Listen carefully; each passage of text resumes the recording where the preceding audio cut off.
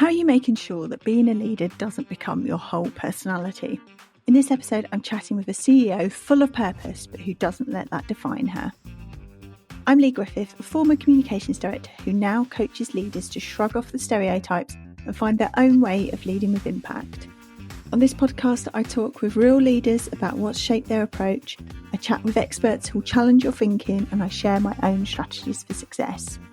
If you enjoy the show and want to shake things up with your own leadership development, then why not recommend me to work with your organisation? Visit sundaysskies.com or drop an email to lwi@sundaysskies.com. Today I'm talking with Jenni Anderson, Chief Executive of the Talent Foundry. We discuss walking the talk, being a risk taker, what it's like taking over a charity from its founder, getting a board, a varied board at that, onside, and why it's important to do the things you enjoy. I'm delighted to welcome Jenni Anderson to the Leaders with Impact podcast. Thank you, Jenni, for joining us today. I'm going to start, as I always do, with asking, what does impactful leadership mean to you? Thank you. Hello, Lee. I have heard you ask this question numerous times, and so I had a little bit of preparation to think about what I might say, and then I thought I can't actually come up with a pithy one-sentence answer to this question, because I really do think it depends on the day of the week, what's going on in your organisation at the time, what stage or life cycle you might be joining an organisation at the time. So I'm sort of going to cheat a bit and say that I think, so I work as Chief Executive of the Talent Foundry, which is a social mobility charity. And I think for many of our CEOs that work in the charity space, we always connect our leadership to the purpose of our organisations, because that's what we care about, it's what we're passionate about, and it's what drives us. So I think impact within leadership is about seeing the work that we do have impact on individuals. So we work with young people across the UK, in particular underserved areas in England, Wales and Scotland. So impact for me is about what difference are we making to those young people. But it might be that actually the impact that we see is very different depending on the activities that we're perhaps delivering or working on at the time. So I think it's a huge question to start with. But I think if you ask me the question, what does successful impact leadership look like? I think it'd be about being adaptable, using your strengths and the strengths of others to produce good work and make a difference. And I think having a positivity and optimism that actually the world can be a better place. And some of the things that we're doing, they might be very tiny in the scope of all of the problems that we're facing right now, but they are making a difference to one person perhaps, or a group of people. And that for me is impact. It can be really massive reach, but it can also be those really tiny, small interactions you have with people where something changes for them and they think about the world differently. Yeah, I like that. I like the idea that often impact sounds like it's such a large word, but it can be, it doesn't really matter how it affects each person differently, and that's the impact it can have on someone. Yeah, I like that view. And we talk about at the Talent Foundry like the accumulation of impact. So if for example you've always been told or regularly been told that perhaps you're not good enough for something, or you're stupid, or that isn't for you, it's for somebody else, that leaves a mark on someone, that leaves a negative impact. So reversing that into positivity could take longer for those young people, those individuals, than perhaps someone who hasn't had that sort of negativity in their lives. So yeah, I think it is about, yes, we can look at the problems we're trying to fix. I think all charity CEOs are massive problem solvers, or would like to see themselves as problem solvers. And then, where do we put our effort and our limited resources to have the most impact to solve those problems? That's also the other challenge, I think, in our sector. Yeah. We'll dive into some of this a bit later, I'm sure. But I want to take you right back to the beginning, as it were, and what's shaped you as the person I'm talking to today. So tell us a bit about your story and how you got here. I would like to think that it was all sort of destined, but for most of us, it never is. And we say this to young people all the time. How can you be expected at 14 when you're thinking about what GCSE subjects to choose that they might affect the rest of your life in perhaps the career or the industry that you want to work in? You might not have even heard of the industry when you're at school that you might end up in, for example. So most of us have had like squiggly careers where we've seen things that are interesting and thought, oh, okay, that potentially could work for me, or I could work for them. So I think some of the founding principles of how I've developed my career has been around a supportive family. So I feel very lucky that I've had a really supportive mum and dad who always motivated me to try something new, to not be afraid of challenge, to be as active as possible and to connect with other people and to do as much as you possibly can in a day. So yes, I've had a family that's been really supportive, and I feel like as a young person, I had access to lots of different opportunities. So lots of extracurricular activities, the opportunity to do sport, to think about music, to be creative and do drama, join clubs and societies and those sorts of things. So I think school for me was an enjoyable experience, but I wasn't the cleverest person in the class. And I had to work hard to get the grades that I did, as does everyone. So I think those wider experiences actually helped me see that there is quite a big world out there. And also I found that I actually quite enjoy connecting with people. I think I am an extrovert, so I enjoy conversation. I enjoy meeting new people, learning about them, finding out what they love and what they like, finding common ground. So I think all of those things at a really early age meant that I was probably always going to end up in organisations which needed that skill set or needed that energy and enthusiasm for doing things, perhaps for the first time, or doing things differently. And how's that shaped you or influenced the way you lead today? I think it makes me more happy with risk. Yeah. I'm not very risk averse. I like to see the positive and the opportunities in something rather than the negatives. And that does mean you need people around you that are going to be the risk averse people. Because I always say that you need balance. You need balance in everything. So if you're the person that is prepared to go, right, come on, guys, we're going to hike that mountain, and we might not have the appropriate attire, and the weather looks like it's closing in, but we're still going. You need those people in your circle to say, hang on a minute, Jenny, why don't we give it a couple of hours before let the storm pass and then we'll go hiking. So it's that sort of approach to life I think I have at work. So I think that's shaped that I think if you do things pretty regularly that might be outside your comfort zone or scare you a little bit, then your comfort zone gets wider and wider and wider, and you actually develop perhaps a more risk appetite for doing things differently, or if change comes, you can adapt to that change or be flexible with that change. So I think that's how it shaped me. I think that is part of my personality, but I do think because of the experiences I've had and the jobs that I've done and the organisations I've worked in, I've worked in places which has allowed that. Yeah. Rather than working in places which are very risk averse and stifle opportunities or change. Now, we go back a long, long way. We were just talking before we hit record.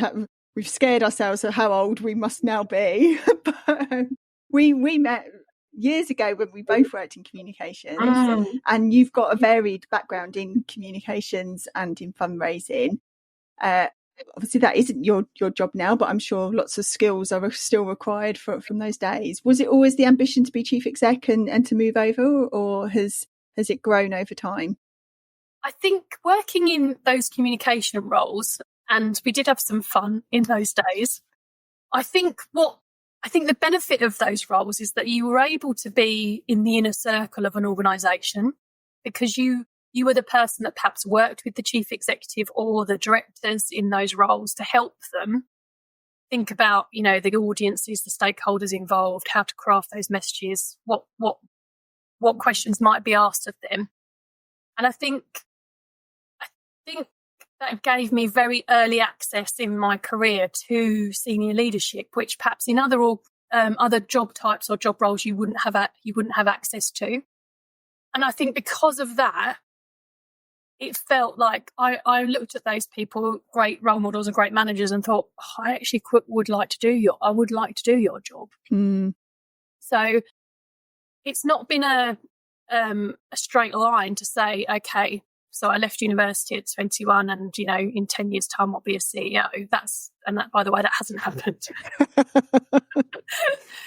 But I learned a lot from those individuals. I feel like I had very early access to how organisations work, what does strategy look like versus tactical activity? How do the two meet?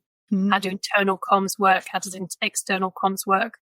That has probably shaped where I might want to end up eventually. Yeah. And aside from working in a couple of public sector organisations, I've worked entirely in the charity sector for my career. So I think that has also helped me in terms of from the fundraising activities that I've done. Again, because you are supporting a strategic ambition and working at senior leadership levels to support people to deliver that mission by raising the funds or crafting the appeals, you can develop sort of that strategic awareness and understanding within those roles that you might not have the opportunity to so early on in your career. So yeah, it feels like all those pieces of the jigsaw have come together to allow me to build that skill set to move into sort of a strategic CEO role. And you've been in the charity sector, as you said, for a long time as well. What's the appeal with the charity sector then over another industry? Oh, it's a really good question, actually. I mean, I think the appeal is probably the same thing anyone would say that they're working in charities, is that you do feel connected to other people and you can see the impact directly most often of the work that you're doing. And I would like to answer this question, and it's not a good or bad scenario. Like, working in charities isn't all good. Working in the commercial sector isn't all bad. Yeah. Our shareholders are different. Our shareholders are our beneficiaries and our trustees, for example. So we're responsive to what the needs of our beneficiaries are, whereas a commercial entity might be responsive to the needs of its customers and its shareholders, for example. So the reality of like finding purpose at work isn't just a charity sector phenomenon. Yeah. I think you can have, because we work with loads of really amazing businesses at the Talent Foundry. And I'm yet to find anyone we work with that doesn't wholeheartedly love their job and is passionate about their sector and their industry and wants to get young talent into their industry. So it's not a case of, if you want to do good, you should go and work in the charity sector. I don't think that's true. It's just that that's where I found myself most comfortable and feel like I've been able to do a good job. Yeah. So I'm interested, you were the acting chief exec at the Talent Foundry for a period of time. Previous to that, you were the deputy chief exec. So you had quite a lot of knowledge, I'm assuming, of the organisation. You'd already built relationships with people. What was your approach when you stepped into the acting CEO role for the first time? Yeah, so I've been at the Talent Foundry just over 2 years, and it's gone in the blink of an eye. I think stepping into supporting someone's baby that they've set up it felt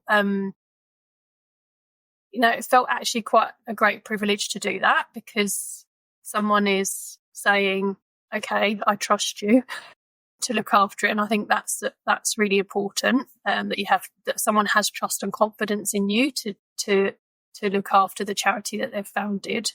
Yeah, and just for context for listeners, so you took over specifically from someone who'd set up the charity, and that they Yeah, so the founder of the Talent Foundry is Amy Leonard, who is a brilliant person and set up the charity in 2009. So it's our 15th year of delivery and activity this year. I went in as Deputy CEO. It was a new role, and the scope of the role was to actually bring the Talent Foundry out of its shell, so to speak. We'd all been through the pandemic, and we wanted to, and just before the pandemic, the charity had a name change, and then they hadn't actually had the ability to promote or drive that change that had happened, because everyone went into survival mode during the pandemic. So coming out, I joined in 2022, coming out of that, we're able to think, well, okay, if we're the Talent Foundry, what does that mean? What values does it have? What's its purpose? What's its focus? And then from there, we designed a 3-year strategy. Yeah, and trusted to deliver that strategy as Deputy CEO, and then in the January into acting CEO, and then this January substantive CEO. So it feels like it's been a really long induction and also a really long probation. But both great, both of those thoughts are okay, because I think we were doing great work. So all we've done is amplify that great work and work on what we can do more of, and where our capacity can grow, and where we can find the resources to deliver more. Yeah. So it sounds like you came in with a clear brief of where you were going to be adding value in the role as Deputy CEO. Was it kind of mooted at that point that it was possibly a transition into CEO to take over, because she planned to step down at some point, or was that a bit of I wasn't expecting this when it happened? No, actually, the job description talked about succession planning for the organisation. Okay. So that was one of the attractive opportunities within when I applied for the job way back in sort of the Christmas before. So yes, there was a sense that the board was looking for someone that could move into that role eventually when the time was right. I actually didn't expect it to be as early as it was, but that was the plan. And again, quite unusual for the charity sector. Another thing that I liked about the organisation, and one of the reasons I wanted the job, is because you don't see that very often. Yeah. And I was intrigued into how that might work and what might happen next. So yeah, it was a good thing to have that as open and as transparent as it was. I'm interested, as you've mentioned, you've taken over from someone who founded the charity. It'd obviously been there for a number of years. I'm assuming would have felt quite emotionally invested and connected to both the purpose and the legacy of the charity once she's... How have you found that transition, as perhaps I don't know if she's fully stepped away or she's still involved in the charity?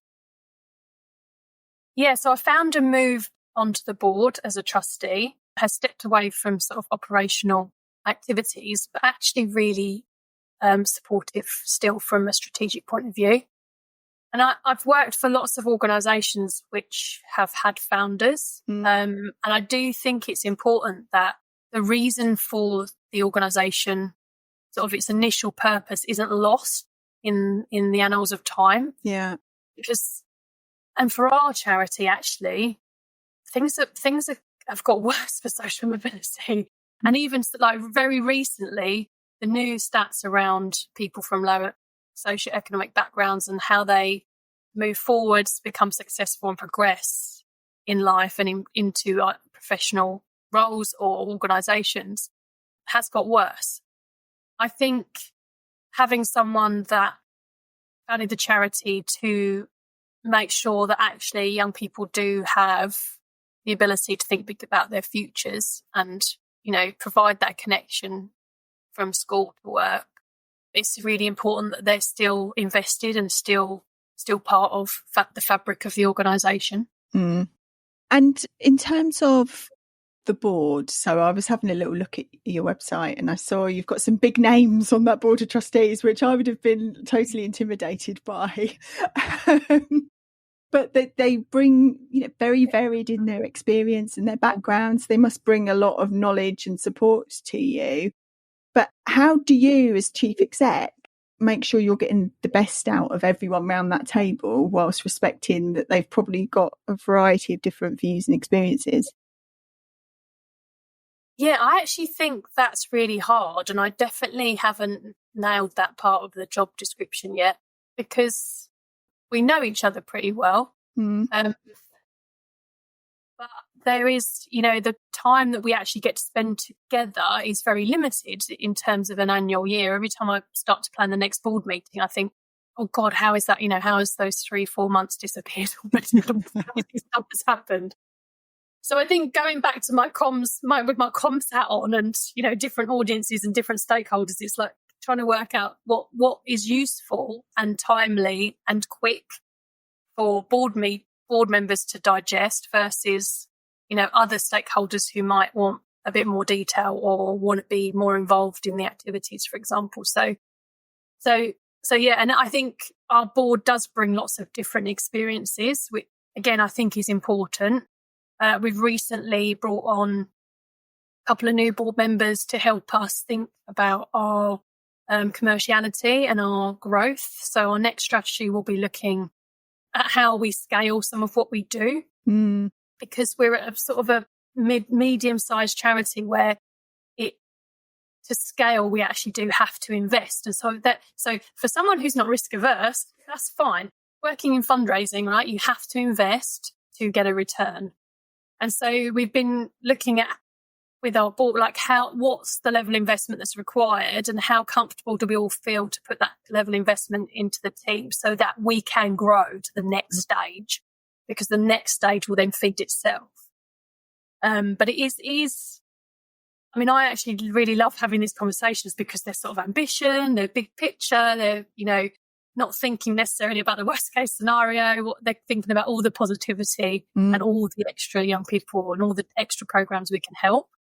So I think it's important that you, again, like any good team, you have the people that are like, yes, let's go out and get that. Let's go smash it. We're amazing. Plus the people that say, well, hang on a minute. If we did this and this happened, what would be the plan, or what would be the route out of that or exit out of that if we needed to. So you've got to have all of those balanced perspectives so that you find something in the middle that works and is achievable. Yeah. I was going to ask about the kind of managing your risk appetite versus their risk appetite, but you've covered that off quite nicely. Are you finding that there are particular skills that you're having to lean into when you're having those conversations at board level? Yeah, probably the ones that I'm like not naturally my preferred way of working. So I think I overdo the detail on finances because it's not my preferred learning style, and I've always had to do extra work to make the maths work on things. So I end up doing a lot more work on the maths than the narrative, because narrative just comes so naturally. Yeah. Remember back to the days we could turn around a press release in half an hour. So, there's it might not have been the best press release in the world, but you could turn some copy around. So it's always, I think, and I talk about this a lot because everyone in their job wants to do the things that they enjoy the most. That's what gets you out in bed of the morning, and that's what makes work fun and enjoyable. But you often do have to do things that one, perhaps you're not very good at, and one you also don't like and find really boring. So you have to balance how you're going to manage that so you don't get carried away by all the fun stuff. Yeah. And focus on the things that actually might not look very whizzy and sparkly and light bulby, but actually make the organisation work and tick and function smoothly and as efficiently as possible. So I tend to, so in terms of leaning in, I tend to just overdo the things that I perhaps don't like, because I think if I just skim them, I won't feel like I've prepared enough. So I go whole hog to the things that I generally don't find that easy. I think all over, I will do that. Yeah. I think I'd be the same though, particularly around the. I mean, we're words people, so it's the finance and money side. Similarly, has never come naturally to me. But I think if I'd spent all that effort and I finally understood it, I'd want the whole world to know I really get the numbers. Look at my amazing spreadsheet. Yeah. It's all colour coded, and look at all the formulas that I've built in there. Exactly. So share a little bit about what a typical, if there is such a thing as a typical day and week, looks like for you. Oh, it really, this is I think this is the answer to your question, like why the charity sector. Yeah. And I think this is the answer, because it really could be something different every day. We talk about eating your frogs quite a lot at the Talent Foundry, and so I'm sure people have heard the theory that if there's things that are meaty and you've been putting off and you've been procrastinating about, then you get rid of them in the morning. And so I have a little bit of a frogs list every day that I just want to get off my plate and yum, yum, yum, yum, eat those frogs. So I'm very, very big on that. But I mean, in general, I could be doing anything. One day I could be the IT director. The next day I could be, as I said, looking at budgets or checking, our programs running along the budget lines that we expected them to. I could be going to visit our partners in their offices, or I could be in a school volunteering on a workshop. I could be having a meeting with the team. So yeah, I think there's although a CEO role, like the job description says, think about the big picture and write your strategy and implement plans and optimize results. In reality, you are still working operationally, you're still working tactically, you're providing support, you're answering questions, you're conversing with your colleagues. We work hybridly, so we don't come together that often. So a lot of our the way that we communicate with one another is via Teams or video calls and things like that. So I like because I like to be with people. Mm-hmm. I like to have video calls, and I think if someone wants to have an email conversation with me, it quickly turns into, look, just jump on a Teams, let's chat it through. Because if you were in the office, that would happen. And when you're not in the office, you don't have an alternative. So you miss a lot of that interaction with people where you could actually help or perhaps coach or mentor someone through a problem without just writing back, oh, here's the answer. And how much time are you spending on the bigger picture stuff, the strategy development or whatever that might be? I think it'd be difficult to quantify. I think it is, for me, it's about horizon scanning. Mm. The social mobility sector is amazing. There's so many amazing charities that work in this space and in education. And that's education all the way through from sort of primary school, secondary school, colleges into university. There's an awful lot of good work that takes place across the sector and is very helpful to keep an eye on, what are the current challenges, what's changed in the data, what are people doing, and then where are the gaps. Mm. So I think the change in government will be a big piece around, is the work that we're doing aligned to what might change or might happen in schools, particularly around curriculum and skills. So that might mean that, our plan for next year, we might have to have a little shake up of that to make sure that we're being as helpful as we can to teachers, because ultimately one of our big stakeholders is the teaching profession, making sure that we can go in and support them with their careers advice and guidance, and then subsequently help their young people. Mm. So there's that piece of where we're sort of midway. We're at the end of our second year of our first 3-year strategy. And so next year we've dedicated probably the whole year to thinking what the next 3 years look like. So it's constantly horizon scanning, and then we will build next year some proper development and scoping work into what the next next 3 years could look like, where we really should focus our activities. And it's come, the time is great, isn't it, in terms of the election, and you'll see how things start to fall out of the government. We thought it would be autumn. So we were sort of ready, we've been sort of thinking, oh, well, if it's autumn, that's even more perfect for us, because that will be the last year of where we'll deliver the year, and then we'll move into, but there might be a little bit of shaping that we need to do next year. But ultimately, what does then the next 3 years look like? So you've mentioned that the focus of the organisation is on social mobility. How are you making sure, as an organisation, that you're walking the talk in the way that you run, basically? Yeah, this actually is really important to our organisation. So one of the things that we did very early on is that we are the Talent Foundry. So we should live and breathe all the skills and experiences that we suggest that young people develop. We should do the same. Should be totally aligned. Yeah. Everyone has amazing talents and abilities. You don't always get to use them to the fullest extent. So how can we make sure that happens? And how can we make sure that we're recruiting people that also bring their talents and their experiences to us? We set out our values for the organisation when a little bit smaller than we were now. And our values are around ambition. So ambitions for ourselves and for our young people. What sometimes you hear within the space, within this sector, is that, young people don't have any aspirations. And we always really challenge that view, because actually young people do have aspirations. They do have ambitions, but they lack the opportunity or the networks or the connections to make them a reality. So that is, everyone has ambitions. They just haven't had the chance to realise it. So we're very, very passionate about the word ambition, and what is ambition for you as an individual as well, rather than what society says you should be ambitious about, or what society says should be success. It's about you really working out what's great for you.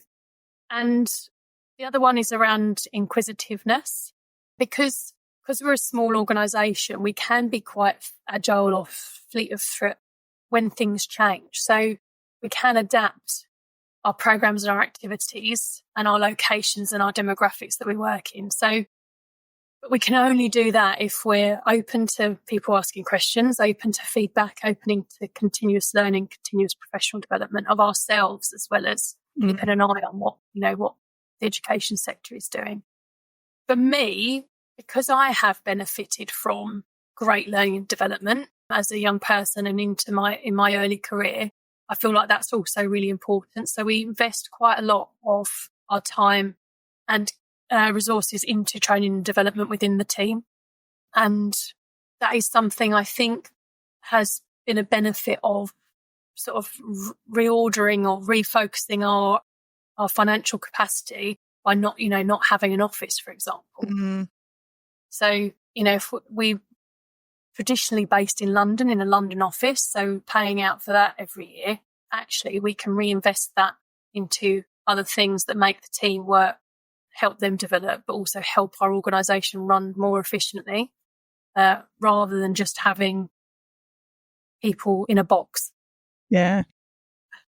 So we work in a co-working space now when we need to, rather than being in an office every day. So I think it's important that, we live and breathe what the Talent Foundry expects and its mission and its purpose. And we want to make sure that everyone that works at the Talent Foundry has that same view of helping others to succeed. How do you, is your, I mean, I haven't looked at the makeup of your organisation, but have you purposefully sought to build an organisation that reflects the type of people you're working with? Like what's been the practical stuff that you've put in place?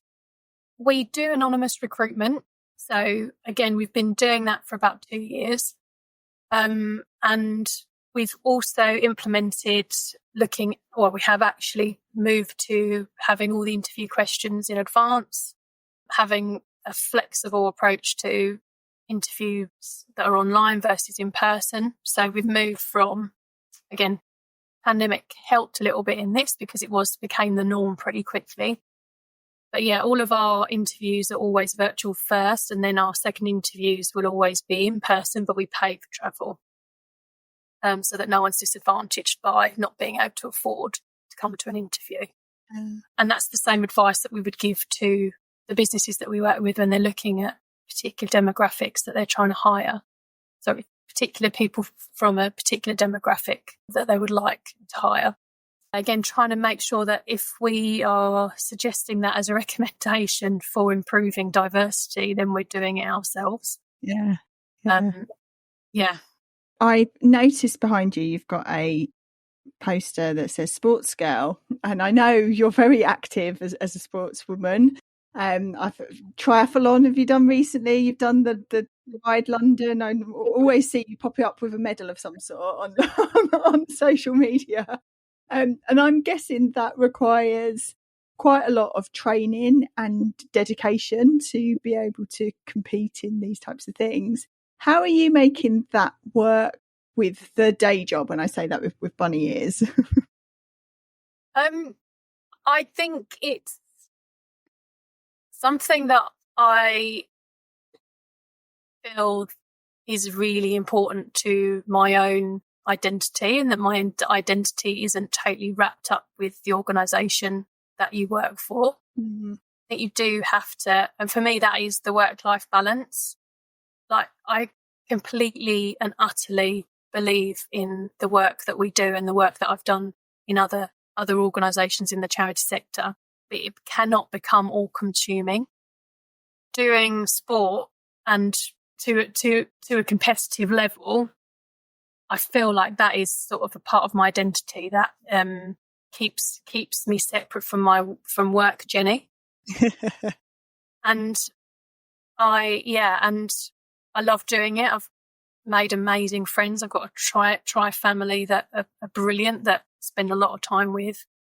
And I think you have to make the time to do that. You have to make the time. And of course, there's always going to be choices to make because there's work commitments. So, traveling around the country and going to events, going to conferences or meeting partners or meeting teachers means that, you can't do a couple of training sessions that week, but it's also then don't beat yourself up about those sorts of things. It's about finding the balance overall. Mm-hmm. I think I do think that is important. I think it's important for people to have more than just their work in their lives. Yeah, well, I couldn't agree more. I mean, mine's slightly more sedentary with the stuff that I have outside. but the principle I agree with wholeheartedly. Yeah, I mean, I know it's difficult because, like, swimming, in a lake is not for everybody, and trust me, it's really not for me either. It's a bit like I was saying it earlier. Like, if I'm not very good at something, I'll just keep going at it until I can attempt to get good at it, which is what happens for me in swimming. So, but it is a complete relief. You don't have to, like, when you're cycling along at 25 miles an hour, you have to think about the road in front of you. You have to think about the potholes, what car's going to pull out on you. You can't then be thinking about all that partnership pitch that I've got to deliver at, 4:00 the next day. So it helps take your brain away from some of the things that perhaps are mulling around, because work can be all encompassing when you care so much. It can. There's no, if you care about what you're doing and you want good stuff to happen, then it can easily become all consuming. So you have to force yourself to find something else which can help provide that balance. And yeah, for me it's sport, but for others it's everything else. Like, I always say there's a hobby and interest for everyone. There's so many out there. Yeah, absolutely. And I find that even, as you say, just doing something that means your brain isn't thinking about what you've got coming up at work, I actually find taking that break, I come back with far more ideas and energy and perspective, which you just, and it's an irony, isn't it? You think, I've got to spend all this time on it because that's the only way I'm going to break it. sometimes the best way to break it is to completely step away from it, and we just need to accept that a bit more. Yeah, that's really hard. I've totally been there. Yeah, like looking at a spreadsheet for about 4 hours, and then you think, oh, I probably should. And then you take the break, you come back to you, oh, I'll fix that in 10 minutes. How do you stay motivated? Because you mentioned earlier, obviously, social mobility is getting worse, so it must feel like it's a constant blog, and you know, you're running against a treadmill that's never stopping. So how do you keep yourself motivated and keep others around you motivated? Yeah, I mean, I have quite a lot of stats that I can reel off about why it's bad. You know, only 18% of those parents who have no qualifications go on to get a degree, but you're 4 times more likely to become socially mobile if you go to university. So that's the flip side. Mm. And then if you get into a professional role, those people from working class backgrounds are likely to earn £6,000 less than their more privileged counterparts. So, and the recent data is that, you know, for students from a low socioeconomic background, you know, almost a year, 2 years behind their counterparts in terms of GCSE qualifications, A levels. So it is very depressing when you look at the data. So there's a couple of things that motivate me. One is, and this is something that someone said to me a few years ago when I was working at the Scout Association, and it was around, yes, it's depressing, but how much worse would it be if you didn't exist? Yeah. So that sort of that gap, yes, there's a massive gap, but if we are filling a little bit of it, as are lots of other amazing organisations in this space, how much worse would it be if we weren't doing what we were doing or what we're doing now? So that's, and it's hard to put a figure on that from an impact perspective. But the other motivating factor is, and I think, and if you'd like to come to a workshop and see it in action, is it when you go to a workshop and you see our amazing facilitators deliver, you know, employability skills, confidence boosting skills. They get young people who don't really like talking, don't have confidence to present at the end of a session, tell you they're not very creative, you know, typical, I don't like that because I don't like art, or I'm not very creative, or I don't like speaking. And then by the end of the session, they're doing all of those things. They're being told, look at all this amazing work you've just produced. So you can do all of these things. You shouldn't think that you can't, because you can. And that is immensely motivating. So anytime I feel perhaps I've looked at spreadsheets for too long, just head to a school and see it in action, and you know that it is making a difference. And I think that is, and I like celebrating. The third motivator is the celebration of team success. Like, what we do isn't one person, it's loads of people making this happen. It's the Talent Foundry team, who are awesome. It's the teachers that have confidence and trust in us to go into their schools. It's our facilitators who are delivering the sessions. And it's our amazing funders. You know, the magic doesn't happen if one of those components is missing. So for me, that is the biggest teamwork buzz you could possibly get, because everyone has to play their part to make it work. Yeah. And I love that about what we do and working in this sector. You mentioned that you're primarily remote working as an organisation. So how do you motivate from afar? I think we have a couple of days a month where we get together. Yeah. We call them team together days, sort of does what it says on the tin. Yeah. And some of those days are just people sat in a room together, just chatting about what they watched on Netflix or equivalent streaming channel that you might have, and perhaps sharing some experiences, sharing some learning, tackling problems together. And then, or we might do some, you know, facilitated learning and development in those sessions. And then we might look at some of the achievements from the last month and what's coming up for the next month. So really simple, just getting together, hearing what's going on, activities. But the other thing I think is and I would say this because I come from a communications background, is it really doesn't hurt to over-communicate. Like, just over-communicate. So tell people when they've done a good job, share that they've done a good job, highlight all of the different things that are going on, and then people can pick and choose the elements that work for them. So I think for me, that is a way of demonstrating that I'm proud of what everybody does and that I'm able to see what everyone is doing. I think the difficulty in remote working and hybrid working is that you, as the leader, you are not actively seeing it. And even if you're in an office, you wouldn't be actively seeing it, because I can imagine if you're walking down a corridor into a big room, probably all go silent the moment you walk in the room, right? Because people are having too much fun, I'm big into having fun at work. Have fun at work. So I think it's that.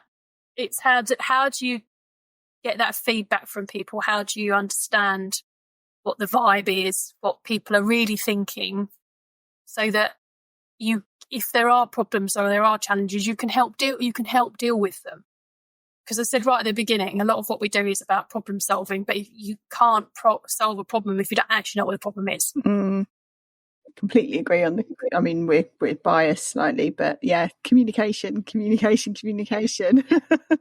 But also, some people, that is really easy for me to say as the CEO, because there's no recompense, is that the right word? Like, for me saying things out loud, but there might be for other people. So, people always are guarded about what they might say or how they might come across, because, they might be judged, or they might be fearful about what the reaction will be. So we have a job as leaders to try and be, and I know this doesn't happen, but be as open as possible to hearing from people, so that you can give people the confidence to come and talk to you and get to know you. Because we are ultimately humans at the end of the day. And I've sat in the same chairs that everyone else has sat in. I've probably had similar experiences that they've had. So, yeah, the hierarchy aspect of the role for me, it is I think the difficult piece, especially when you come at something when you prefer to work in a team, when you're a teamy person. You need all of those team roles, love a bit of Belbin. You need all of those roles within a team to make it work. But it shouldn't mean people don't feel confident to communicate with you. Yeah. Because the job title gets in the way of that. Yeah, absolutely. And there's a whole load of stuff around power dynamics and all of that come into play just through job titles. So yeah, that's a whole other conversation.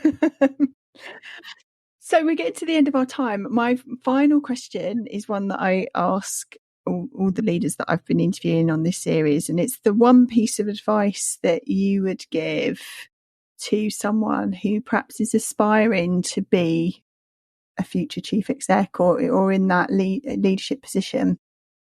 Yeah, piece of advice. I think it will depend, again, a bit of a cop-out, certainly. It depends on where the person's coming from, because one piece of advice for one person would be completely the wrong advice for someone else. Yeah. But I think being open-minded to opportunities, we say that to young people a lot, and I think it's true for adults. I don't think just because you turn 18, advice changes all of a sudden. No. If you say yes to opportunities, like, what's the worst that's going to happen from that opportunity? And if it feels a bit uncomfortable because it's something new or you haven't done it before and you're worried about being judged, but people aren't judging. They're just not judging you. They've got enough going on in their own lives to worry about what you're up to. And I do think for young people, that's a big fear, that they say no to things because they're really worried about what other people think of them.